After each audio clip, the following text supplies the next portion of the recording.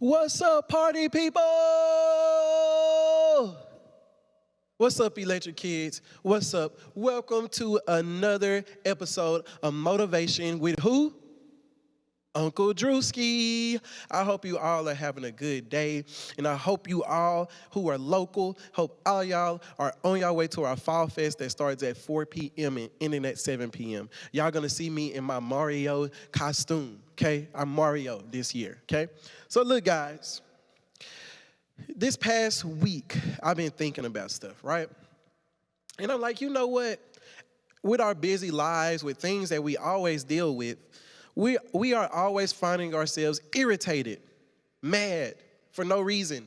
Sometimes we can walk and the person that talks too much, we see them and we just get mad that fast and we try to turn away or we just fake smile and, we're gonna be real. Or maybe you're like that teacher is getting on your nerves at school. They come to you every time and you have them first period, top of the morning when you're sleepy and they talk in a boring voice just like this and they want you to do your math bell ringer. And then after that, we're gonna have to go do the fire drill. And it gets on your nerves and it irritates you and it makes you mad, right? So I asked this question to the youth that were in person. I said, is it a sin to be angry? When we get mad, is that a sin? Some say yes, some say no. But me personally, I don't believe getting angry is a sin. Do you want to know what makes it a sin? What you do with that anger is what makes it a sin, right? So I can be mad at somebody and they really got to me or they did something that really made me upset. Or I can flick them in the nose, boop. Or I can just smile at them, can say something nice, or don't say anything at all and just politely walk away without giving that person an attitude, right? So if I flick them in the nose, yes, that's a sin because I use physical force. But if I kindly turn around and walk away, I'm okay. But the thing is this, being angry is normal. We're humans. We're people. We have brains. We have pet peeves. So look, let's name some pet peeves. So if y'all are in the chat, I want to hear some of y'all pet peeves, right? So look, one of my biggest, largest pet peeves, right? Something that really boils my pot is the sound of ice crunching. When I'm sitting next to a group of people, or at a restaurant, or at home, watching a movie with my friends, or even my parents, because my mom has this bad. When she gets a cup and get the ice and just that really makes me upset. And also, the sound of chips, right? I know chips are crunchy. I said chimps. I know chips are crunchy. I know they are good, especially Doritos with hot sauce or barbecue chips and Lay's with hot sauce. I know they are crunchy, and you can't help but make the crunchy noise. But you know what I don't like?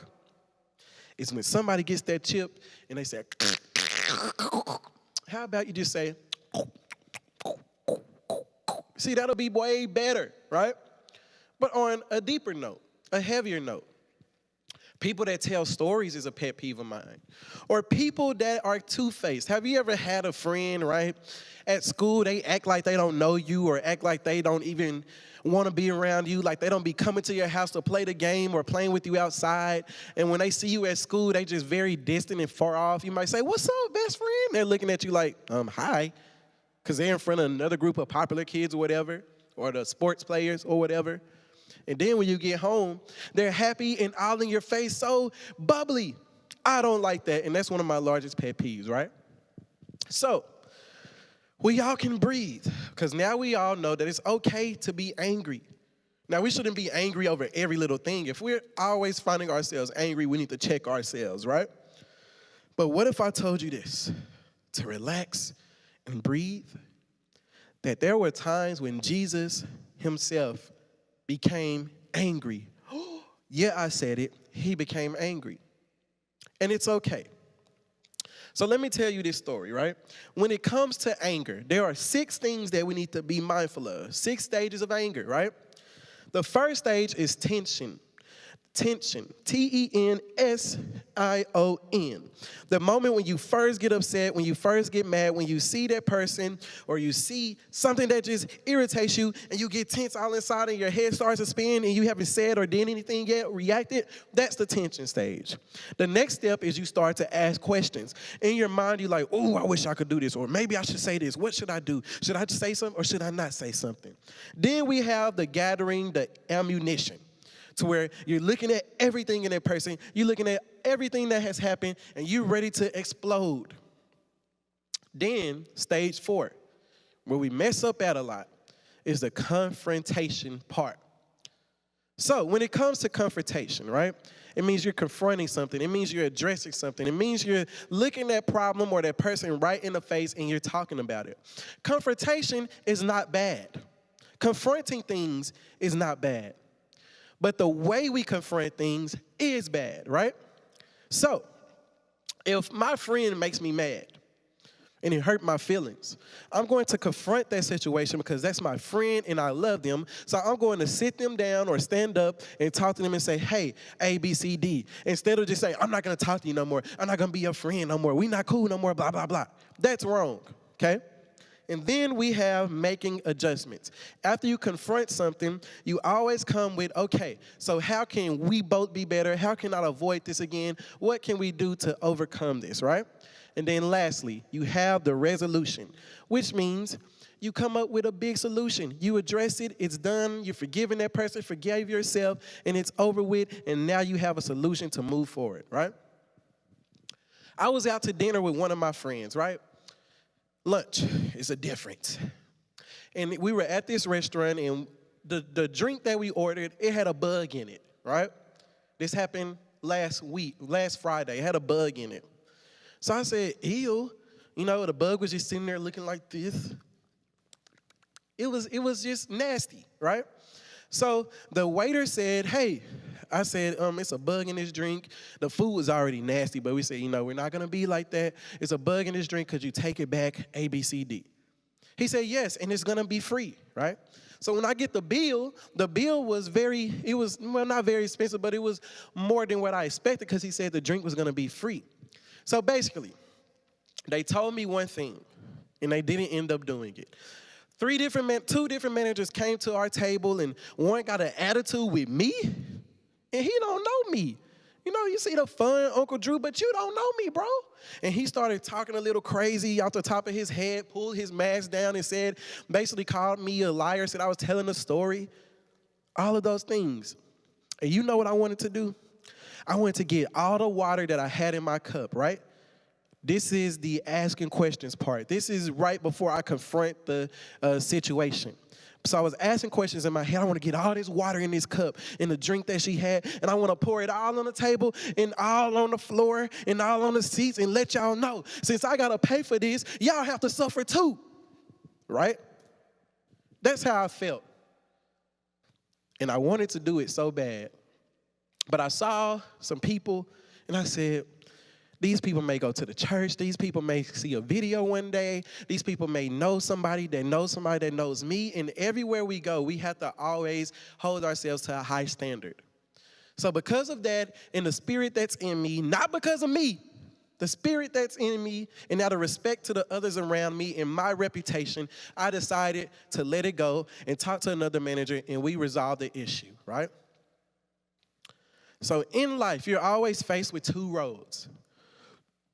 You can either go the negative route, which you're acting off your flesh, the one that makes you so angry where you want to go off on that person, or you can go the other route, the positive route, the peaceful route, the route to where you will still speak your mind, address things, but you will not react in a negative way. Don't you know people lose their jobs, lose their lives, lose their homes, their families, based off of how they react to conflict? So, in your life, right, when it comes to conflict, there are things that, you know, we will address and we probably won't address based off of what we believe, based off of our morals, okay? So, would you confront someone who are spreading rumors about your friend? What about somebody cheating in school? What about somebody who's using drugs or doing bad things with their bodies or watching bad things? If you really love that person, would you confront them or would you just say, no, it's okay? So look, before we end, I want to read you all 3 scriptures, okay? And you have to answer the question, okay? It's an A, B, C, right? You have to match which one. So for scenario 1, we have to decide in this. Is Jesus avoiding conflict? Which means when the situation to be angry, when he can really be upset, is he avoiding it? Is he running away from it? Or is he acting out of anger? B, is he resolving conflict? Is he talking to everybody and saying, hey guys, we shouldn't be this way. Let's come up with a better solution. Or is he starting it? Is he coming on the scene like, hey bro, this all has to stop and y'all done made me mad? So we're about to find out, okay? In Luke chapter 4, verse 28, when they heard these things, all in the synagogue were filled with wrath. To be filled with wrath is anger. So these people are mad at Jesus because of the things he's confessing to be, the person he's claiming to be the Son of God. These people don't like that. And they rose up, right? They stood up at him and drove him out of town and brought him to the brow of the hill on which their town was built so they could throw him down the cliff. But passing through their midst, he walked away. So these people were trying to kill him. They pushed him to a cliff, and they tried to push him off, and they tried to come at his head. They really tried to kill this man. Think about it. So, in hearing that, did Jesus avoid the conflict by walking away? Did he resolve the conflict? Or did he start conflict? In this story, he avoided the conflict because he didn't give any energy, he didn't give any anger, he didn't give any type of negative energy to that situation. Yes, they were after him. Yes, it was scary. Yes, he could have lost his life, but he said, you know what? This is not my battle to fight. I pick and choose my battles. I'm just going to turn around and walk away. And doing the right thing, living as a Christian, treating people kindly who don't deserve it, who don't deserve it, shows that it's hard to do the right thing. Okay, next. So the next story is in John chapter 8, verse 3. John chapter 8, verse 3, okay? So this scripture is a little long, but there was this woman, right, who is full of sin. She got caught in adultery, which means she was married to this man, and she was having fun with other men, right, with other people who weren't her husband. So all of the people, the Pharisees, the people who are trying to kill Jesus, all of these priests and all of these professors, all of these historians who claim to love God so much, they gathered this woman and they tried to kill her, right? So when a person who committed adultery in the law, which means they were punishable to death, which means they'll get a stone and throw it at their heads until their life is no longer here. So they caught this woman and said mean things, said bad things to her, tried to throw stones at her head. And Jesus came and said, you who have no sin, right? Since all of y'all are judging this lady for doing this because you caught her, you saw her, all of you who have no sin, you can throw your stone. If you don't have sin, throw it. But if you do have sin, you should drop your stone right now because nobody has room to judge. And all those people dropped their stones because they knew they had sin. They knew they were filthy. They knew they couldn't even align with the law the way they were supposed to. And they turned around and walked away, and their woman's life was saved. Did Jesus avoid conflict, resolve conflict, or did he start it? In that moment, he resolved it because he got to the situation, he confronted that situation, and he resolved it with peace. He talked it through, he spoke to the heart, and then he turned around and walked away. So now you're like, okay, you told me Jesus got mad one time. He avoided it, he resolved it, so this time he must have started it. So let's read this. John 2, verse 13, okay?